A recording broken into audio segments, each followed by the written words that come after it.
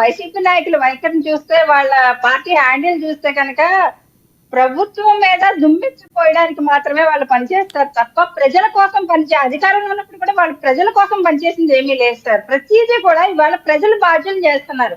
ప్రజల అకౌంట్ లోకి పంపించేసామని మాట్లాడుతున్నారు సార్. కానీ అడ్డగోలుగా వీళ్ళు వైసీపీ నాయకులు అధికారంలో ఉన్నప్పుడు ఎంత దోపిడీ చేసింది వైసీపీ ప్రభుత్వం అనేది ఇవాళ శ్వేతపత్రాలు రిలీజ్ చేస్తున్నా సరే, కానీ వీళ్ళ బుకాయింపులు ఎలా ఉన్నాయంటే కాకాని గారి కబుర్లు కూడా కాకమ్మ కబుర్లాగా ఉన్నాయి సార్. మొత్తం అంతా కూడా ఎవరు బుకాయించారు చెప్పండి మీరు? కూటమి ప్రభుత్వం. కృష్ణవేణి గారు ఎవరు బుకాయించారు? ఏ వైసీపీ నాయకులు బుకాయించారు మీరు చెప్పండి? గోవర్ధన్ గారు కూడా అదే చెప్తున్నారు కదా. కాకాని గోవర్ధన్ గారు కూడా విద్యుత్ గురించి శ్వేతపత్రం రిలీజ్ చేస్తే అది కాదని చెప్తున్నారు. వీళ్ళు అడ్డగోలుగా అబద్ధాలు ఆడడం తప్ప ప్రజలను నమ్మించేటువంటి ప్రయత్నం చేయడం తప్ప ప్రభుత్వం కూటమి ప్రభుత్వం వచ్చిన తర్వాత ఈ వైసీపీ గవర్నమెంట్ చేస్తున్నటువంటి అప్పులు ఊబులోంచి బయటకు వస్తూనే ఇవాళ ప్రభుత్వం మా కూటమి ప్రభుత్వం ఎక్కడ. ఓకే కృష్ణవేణి గారు మీరు చెప్పింది ఓకే. రానున్న రోజుల్లో మీ కూటమి ప్రభుత్వం ఎటువంటి అభివృద్ధి చర్యలు తీసుకోకపోతుంది, అభివృద్ధికి సంబంధించి పారిశ్రామికంగా ఎటువంటి అడుగులు వేయబోతుంది, మీ దగ్గర ఏమైనా ఇన్ఫర్మేషన్ ఉందా? డెఫినెట్ గా సార్. ఎందుకంటే రెండు నెలల గడవకు ముందే ఇంత ఉరుకులు పరుగులు పెట్టించి ఎక్కడికక్కడ అధికారులతో సమీక్షలు నిర్వహిస్తూ అధికారుల నుంచి ప్రతి డేటాను తెప్పించుకొని ఇవాళ చంద్రబాబు నాయుడు గారు అనుభవం కావచ్చు, మా ఉప ముఖ్యమంత్రి వర్యులు పవన్ కళ్యాణ్ గారు చరిష్మా కావచ్చు, ఇవాళ బాధ్యతగా ప్రభుత్వం తరపున పనిచేయడం సార్. కృష్ణవేణి గారు ఉప ముఖ్యమంత్రిగా పవన్ కళ్యాణ్ గారు బాధ్యతగా మాట్లాడుతున్నారు. కానీ మాట్లాడే క్రమంలో ఏం మాట్లాడుతున్నారు పవన్ కళ్యాణ్ గారు? ఎక్కడ చూసినా కూడా బడ్జెట్ లేదు, పంచాయతీ నిధులు లేవు అని చెప్తున్నారు. ఈ పంచాయతీ నిధులు లేవు అని చెప్పడంలో ఆంతర్యం ఏంటి? మీరు చెప్పినవన్నీ కూడా చేస్తారా అని చెప్పి అడుగుతున్నారు. ఎందుకంటే పంచాయతీ నిధులు లేవంటే నిధులు ఏ రకంగా సృష్టిస్తారు? ఒకటి కేంద్ర ప్రభుత్వం నుంచి నిధులు వచ్చినాయి, వాటిని సరిగ్గా యూజ్ చేసుకోలేదని పవన్ కళ్యాణ్ గారు చెప్తున్నారు. మీరు ఏ రకంగా కేంద్రం దగ్గర నుంచి నిధులు తీసుకొస్తారు?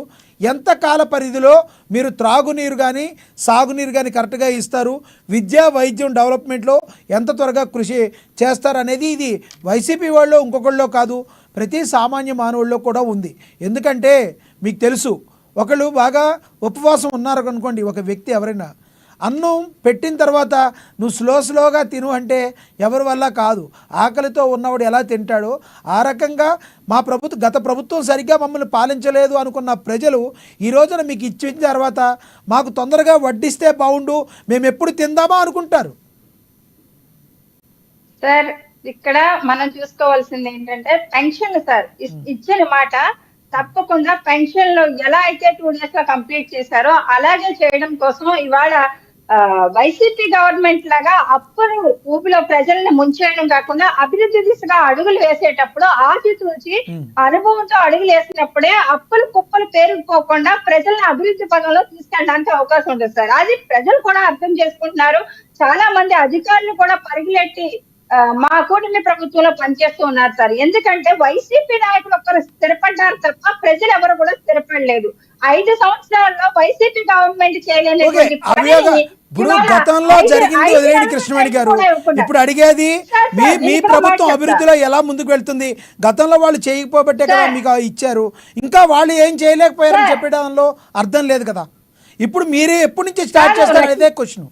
అభివృద్ధి అనేది మీరు ఎలా స్టార్ట్ చేస్తారు?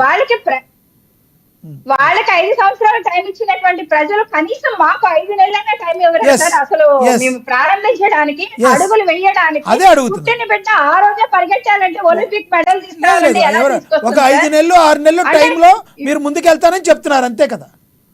డెఫినెట్ గా సార్ ఇవన్నీ కూడా అప్పులు ఊపిని. అంటే రేపొద్దున ఇదే గవర్నమెంట్ ఇదే వైసీపీ వాళ్ళు ఏం చెప్తారంటే ఇదంతా కూడా కూటమి ప్రభుత్వమే చేసింది అని వాళ్ళు అబద్ధాలు ఆడడానికి వాళ్ళకి వెన్నతో పెట్టినటువంటి విద్య వైసీపీ నాయకులు కానీ మాజీ ముఖ్యమంత్రి జగన్ గారికి కానీ ఆ జగన్ గారి టీమ్ ఆ టీం అంతా కూడా రేపొద్దున మా మీద నిందలేసేటువంటి అవకాశం ఉంది. కాబట్టి వీళ్ళు చేసింది ప్రతిదీ కూడా ప్రజలకి ట్రాన్స్పరెంట్ గా చూపించిన తర్వాత పరుగులు పెట్టించడానికి ముఖ్యమంత్రి వర్యులు పనిచేస్తున్నారు. అలాగే మా ఉప ముఖ్యమంత్రి వర్యులు పనిచేస్తారు. మా మంత్రివర్గం మా కూటమి మంత్రివర్గం అంతా కూడా పనిచేస్తూ ఉంది సార్. వీళ్ళు ఖాళీగా కూర్చొని వీళ్ళు చేసేది ఏమంటే మా ప్రభుత్వం మీద విమర్శలు చేయడం తప్ప వీళ్ళు ప్రజల ఉనికి లేదు కాబట్టి వీళ్ళు ఏదో మాట్లాడుతున్నారు. వైసీపీ నాయకులు అయితే మాత్రం ఆల్రెడీ వాళ్ళకి బుద్ధి చెప్పారు కాబట్టి ఆ బుద్ధి ఇప్పుడైనా బుద్ధి తెచ్చుకొని అభివృద్ధికి సహకరించాలి తప్ప ఇలాగ అబండాలు వేయడంలో ముందుండకూడదని వైసీపీ నాయకులకు మరొకసారి చెప్తున్నాం సార్. ఓకే.